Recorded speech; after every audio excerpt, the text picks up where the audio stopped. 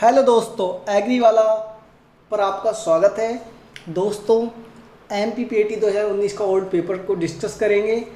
दोस्तों, आपसे आग्रह है कि आप वीडियो को स्किप ना कीजिएगा। स्किप करोगे तो आपको कुछ समझ में नहीं आएगा। आपको वीडियो को एंड तक देखना है। तो आपको MPPAT में कैसे क्वेश्चन आते हैं, किस प्रकार के क्वेश्चन आ सकते हैं और आने वाले क्वेश्चन किस तरीके से आएंगे, वो आपके ऊपर डिस्कस करेंगे। तो दोस्तों चलते हैं, टाइम की बर्बादी न करते हुए क्वेश्चन की ओर। फर्स्ट क्वेश्चन ये रहा आपके सामने।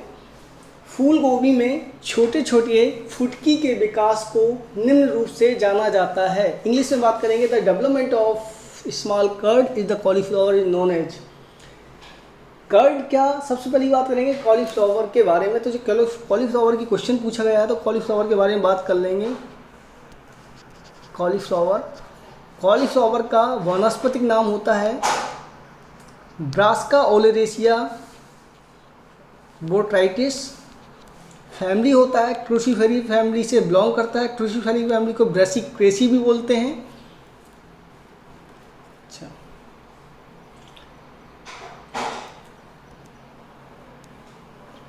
फ्रूट ऑफ कॉलीफ्लावर के फ्रूट को क्या बोलते हैं? कर्ड बोलते हैं। ठीक है, वही कर्ड की बात हो रही है। मतलब कि अपना जो फूल लगा हुआ, फूल के ऊपर जो कर्ड लगा रहता है, उस कर्ड की बात हो रही है। तो कर्ड छोटे छोटे, तो इसका जैसे कि इसमें बताया है कि स्मॉल कर्ड मतलब छोटे छोटे कर्ड डेवलप हो जाते हैं। तो किसमें होते हैं? वटनिंग में। तो राइट आंसर इसका है वटनिंग। आप देख रहे हैं कि इसमें छोटे छोटे जो हैं स्मॉल कर्ड बने हुए हैं बहुत सारे, कि वटनिंग है। आप समझ जाओगे दूर से देख के कि इसमें नाइट्रोजन की कमी है।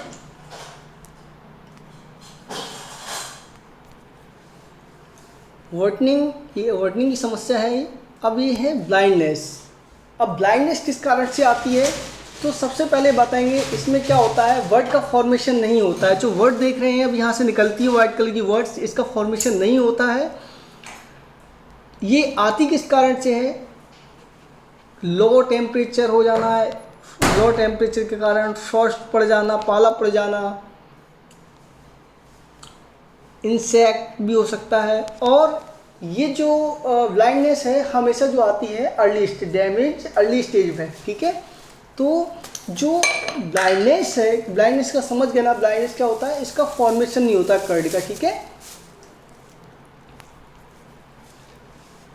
बेटा, ये है विप्टेल जो लीव्स से होती हैं वो विप लाइक स्ट्रक्चर में आ जाती हैं मोस्टली। अब विप्टेल होता किससे है, ये क्वेश्चन आ जाता है। ये होता है मोलिब्डेनम की डिफिशियंसी से होता है, मोलिब्डेनम की कमी से होता है। और विप्टेल होता क्या है, इसमें क्या होता है, मतलब इस टाइप की जो मिडिल पोर्शन है वो थिक विप लाइक स्ट्रक्चर होता है। लीव थिकली हो जाती है, लेदरी हो जाती हैं। ठीक है, ये किसकी कमी से होता है? मोलिब्डेनम की कमी से होता है। और कॉलीफ्लावर में कौन सा फिजियोलॉजिकल डिसऑर्डर है? ये सारे फिजियोलॉजिकल डिसऑर्डर हैं। ब्लाइंडनेस हो गया, वर्टनिंग हो गया, होलो स्टेम हो गया, विप्टेल हो गया, क्लोरोसिस हो गया, रिचीनेस हो गया, ब्राउनिंग हो गया। तो अब ब्राउनिंग किससे होता है? ब्राउनिंग जो होती है, ब्राउनिंग भी है इसमें, ब्राउन कलर का जो कर्ड पड़ जाता है, हल्का सा ब्राउनिंग कलर का हो जाता है। ये होता है बोरोन की कमी से होता है, बोरोन की कमी से होता है। नेक्स्ट क्वेश्चन की ओर चलते हैं। बताया है इसमें इन ए सिस्टम ऑफ द प्लांटिंग के सिस्टम्स हैं। रो टू रो डिस्टेंस इसमें क्या करते हैं? रो टू रो ज़्यादा रखते हैं देख किसके? प्लांट टू प्लांट से। तो अपन सारे जो सिस्टम ऑफ द प्लांटिंग को डिस्कस कर लेते हैं। सबसे पहले डिस्कस कर लेते हैं, ये है रो मतलब पंक्ति, और ये है प्लांट। अब बात करेंगे रो टू रो जो डिस्टेंस है वो है 10 मीटर और प्लांट टू प्लांट है 10 मीटर। तो ये स्क्वायर सिस्टम है, वर्गाकार विधि है। देखा जाए सिस्टम ऑफ प्लांटिंग में सबसे ज़्यादा एडॉप्टेड होने वाली यही है, वर्गाकार। ये simple and adopted widely in India. अच्छा, बात करते हैं आप त्रिभुजाकार की। त्रिभुजाकार मतलब एक प्लांट यहाँ, एक प्लांट यहाँ, एक प्लांट यहाँ त्रिभुजाकार में ये हो रहता है। डायगोनल और रेक्टेंगल, रेक्टेंगल मतलब होता है आयताकार। अब रेक्टेंगल की बात करें, जैसे रेक्टेंगल में ये, अब ये जो है ये पंक्ति है, ये मतलब एक पंक्ति से दूसरी पंक्ति की दूरी ज़्यादा रखते हैं इसमें, और प्लांट से प्लांट की दूरी कम रखते हैं। तो इसमें यही क्वेश्चन पूछा गया है कि किसमें जो पंक्ति से पंक्ति की दूरी ज़्यादा रखते हैं प्लांट टू प्लांट से, तो किस में रखते हैं? रेक्टेंगल में। और डिस्कस कर लेते हैं इसके बारे में। तो जैसे कि आप ये देख रहे हो, ये है वर्गाकार। वर्गाकार में 4 प्लांट लगते हैं, इसमें प्लांट टू प्लांट और रो टू रो डिस्टेंस की दूरी सिमिलर रखी जाती है, मतलब समान रखी जाती है, जैसे कि 3-3 मीटर, ये भी 3-3 मीटर। बात करते हैं रेक्टेंगल में। रेक्टेंगल में क्या होता है? पंक्ति से पंक्ति, जैसे कि प्लांट से प्लांट की दूरी ये 2 मीटर है और पंक्ति से पंक्ति की दूरी 3 मीटर है। तो इसमें देखो पंक्ति की दूरी ज़्यादा रखते हैं, ये किस में रखते हैं? रेक्टेंगल में। रेक्टेंगल या आयताकार में, ये वर्गाकार में या स्क्वायर में। ठीक है, तो अब हम बात कर लेते हैं रेक्टेंगल में क्या होता है। जो रेक्टेंगल होता है ये हाई डेंसिटी प्लांटिंग में अपन यूज करते हैं रेक्टेंगल को, जैसे मैंगो लगाना है, आंवला लगाना है। ठीक है, नेक्स्ट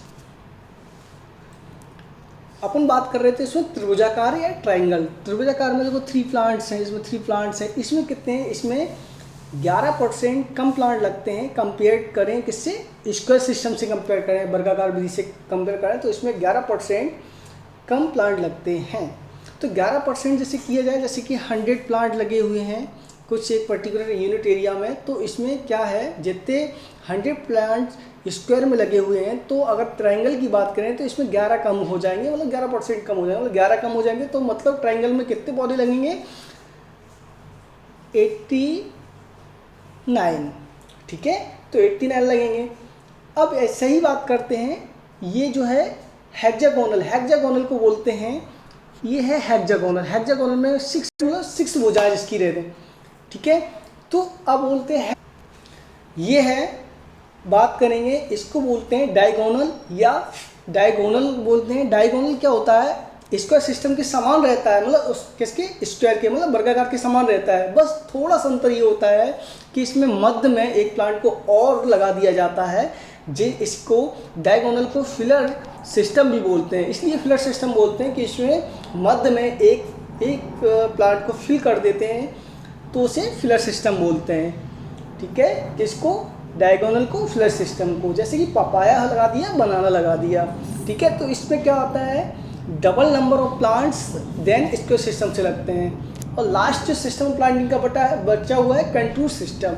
अब कंटूर सिस्टम कहाँ अपनाते हैं? कंटूर सिस्टम मोस्टली जहाँ हिली एरियाज रहते हैं, अंडुलेटेड एरियाज रहते हैं, वहाँ अपनाते हैं। नॉर्थ साइड चले जाओ, सिक्किम चले जाओ, मेघालय वगैरह, इस साइड जाओगे तो यहाँ हिली एरियाज है। तो हिली एरियाज पर खेती करना तो यहाँ खेती कैसे करते हैं? यहाँ खेती मतलब अगर यहाँ से प्लांट को ऐसे नहीं लगाते, प्लांट को इसमें क्रॉस वेक्शन लगाते हैं, मतलब इस टाइप में, जिससे क्या होता है? सोइल इरोजन नहीं हो पाता है। जैसे वर्षा अधिक होती है, जिससे सोइल इरोजन नहीं होता है। नेक्स्ट क्वेश्चन की बात करें, थर्ड क्वेश्चन। अब ये बात करते हैं, allowing the field to remain vacant for 1 and more season is a called. मतलब क्या होता है? एक से अधिक मौसम के लिए खेत को खाली छोड़ देना, वो क्या कहलाता है? तो सबसे पहले बात करें अपने मोस्टली क्या है, जैसे इन एमपी की बात कर लें। इन एमपी में क्या होता है, जायद में क्या करते हैं? फील्ड को खाली छोड़ देते हैं, इसमें कोई क्रॉप नहीं लेते हैं। तो मतलब जायद में उन्होंने फील्ड को खाली छोड़ दिया, तो इसे ही बोलते हैं फील्ड फैलो। ठीक है, ना एक क्रॉप रोटेशन होगा, ना मोनोकल्चर होगा, ना मल्टीपल क्रॉपिंग होगा। तो राइट आंसर इसका क्या है? फील्ड फैलो। नेक्स्ट क्वेश्चन देखो, आप देख रहे हैं ये फील्ड फैलो जायद में छोड़ देते हैं। और क्रॉप रोटेशन क्या होता है? मतलब हमने एक पर्टिकुलर क्षेत्र में हमने क्या 4 फील्ड ले लिए, माने 1 फील्ड, 2 फील्ड, 3 फील्ड, 4 फील्ड, और हमने 4 ईयर का क्रॉप रोटेशन अपनाया।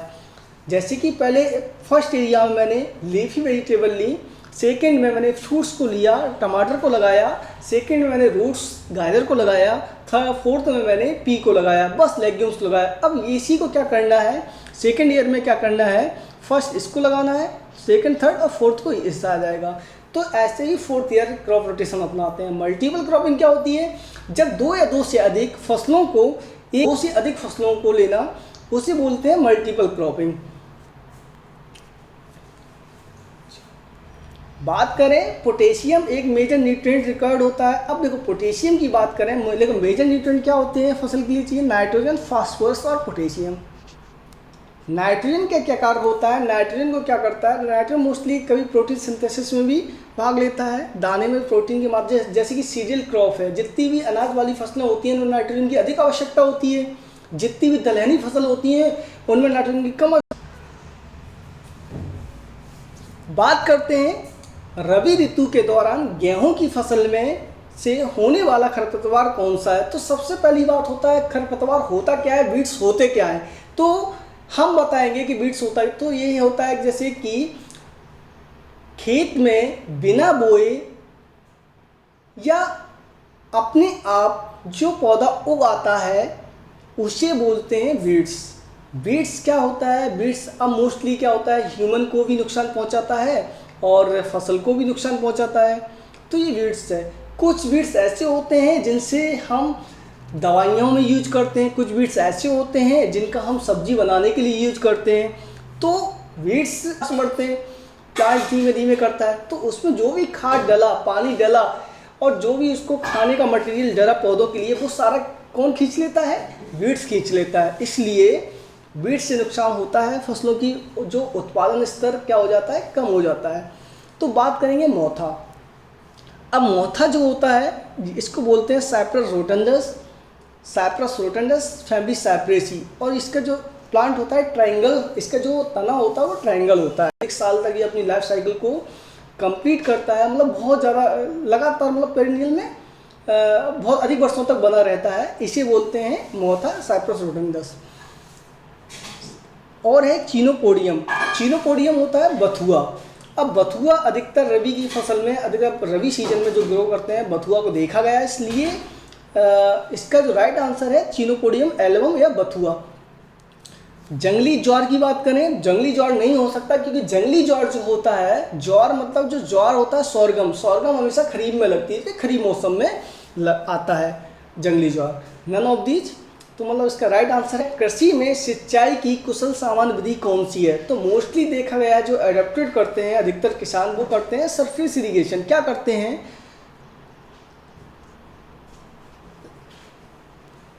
पाइप की सहायता से या लेजम की सहायता से।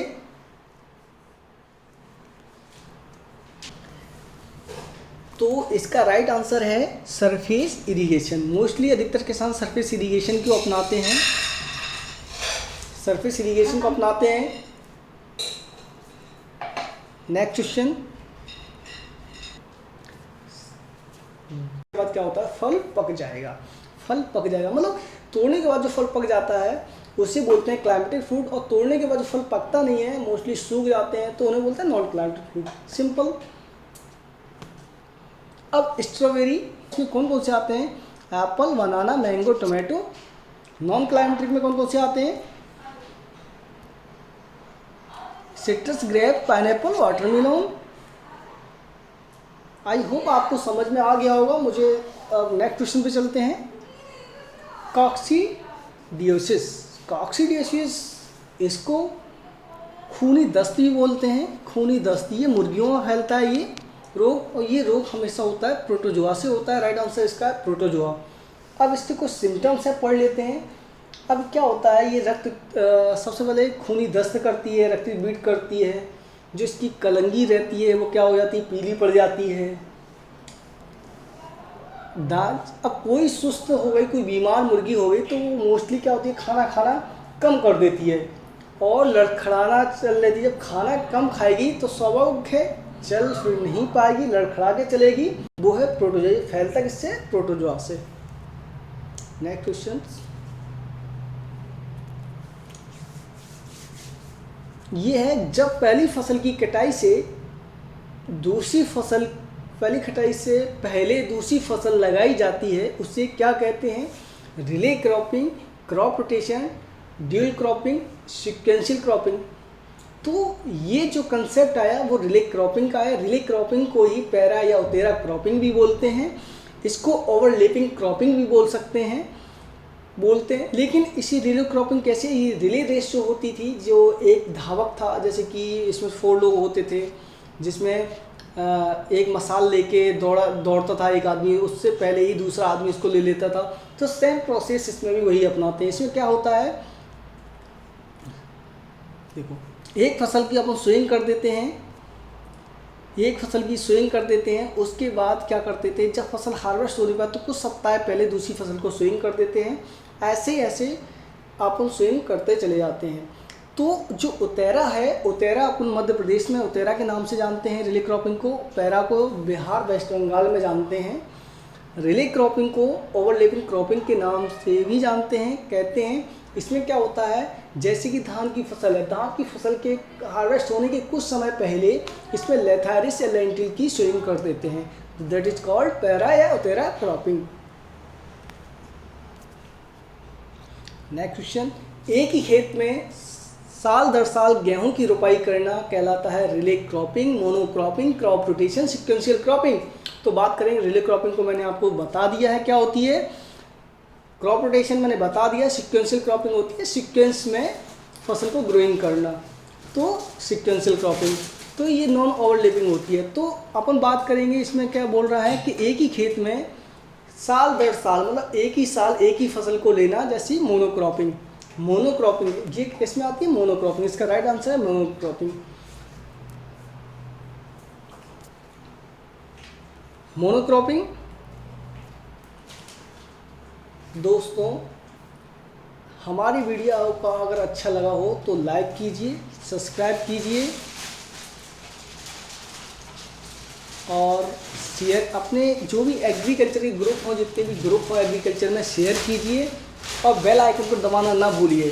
दोस्तों हम ऐसे ही आपको वीडियो लाते रहेंगे और हमारे एग्री वाला चैनल पर आप बने रहिए जीतू सर के साथ। Thank you for watching my video.